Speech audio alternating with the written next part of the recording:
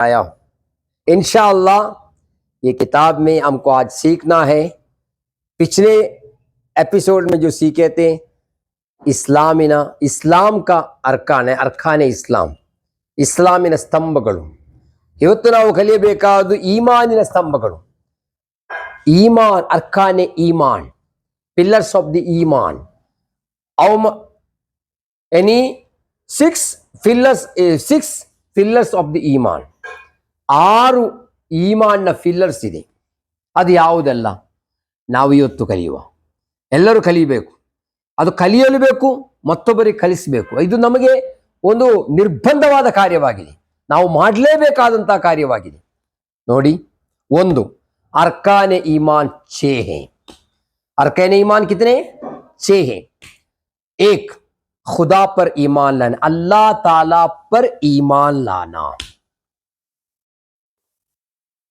Number 2 उसके फरिश्तों पर ईमान लाना, अल्लाह ताला पर ईमान लाना, यानी अल्लाह एक है, वो बेअयब है, वो सब इंशाअल्लाह नेक्स्ट आएगा। अल्लाह ताला पर ईमान लाना कैसा है उसको हम तफसीलन बताते हैं।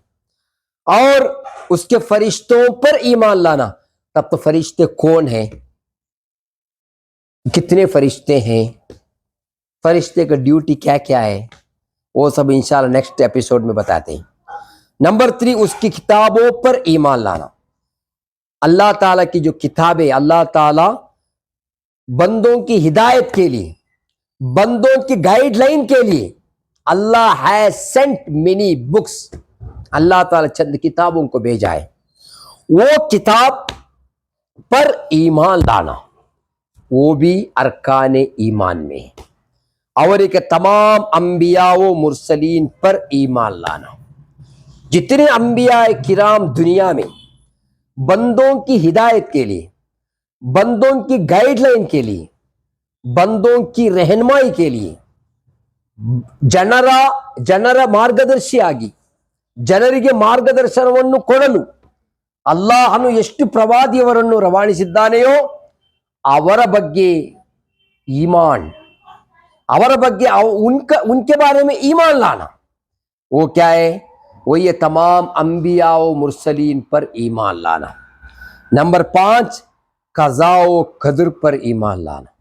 जो भी होता है अल्लाह के तकदीर से होता है। हाँ, अल्लाह ताला पहले में तकदीर में लिख चुका है। ನಮ್ಮ ಹಣೆ ಬರಹದಲ್ಲಿ ಏನು ಅಲ್ಲಾಹನು ಇಟ್ಟಿದ್ದಾನೆ ಅದೇ ನಮಗೆ ಬರುತ್ತದೆ।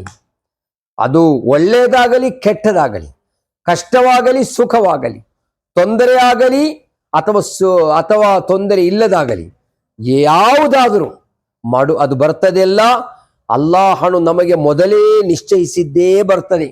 ಅದಾಗಿದೆ ಕज़ा व क़दर पर ईमान लाना।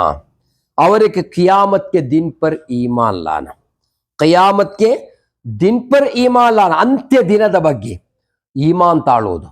ಒಂದು ಅಲ್ಲಾಹನ ಬಗ್ಗೆ ಈಮಾನ್ ತಾಳೋದು, ಮತ್ತೊಂದು ಅವನ ಫರಿಷ್ಠೆಯ ಬಗ್ಗೆ, ಮತ್ತೊಂದು ಕಿತಾಬಿನ ಬಗ್ಗೆ, ಅಂಬಿಯಾ ವ ಮುರ್ಸಲಿನ್ರವರ ಬಗ್ಗೆ, ಕज़ा व क़दर ಬಗ್ಗೆ, क़यामत के दिन पर ईमान लाना हमारे लिए ज़रूरी है। ये चीज़ आपको सीखना भी ज़रूरी है। अस्सलामु अलैकुम व रहमतुल्लाहि व बरकातुहू।